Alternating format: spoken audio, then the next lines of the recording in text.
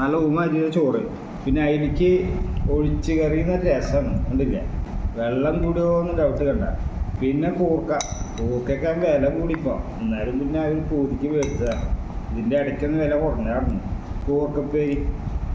പിന്നെ നമ്മുടെ മോര്.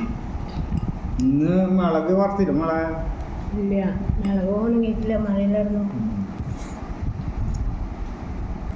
രസത്തിൽ വെള്ളം കൂടി,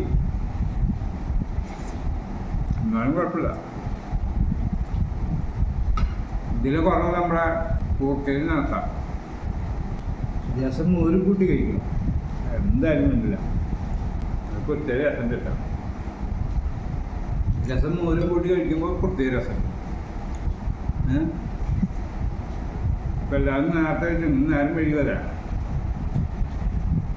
ഇന്നത്തെ ലഞ്ച് കുശാൽ.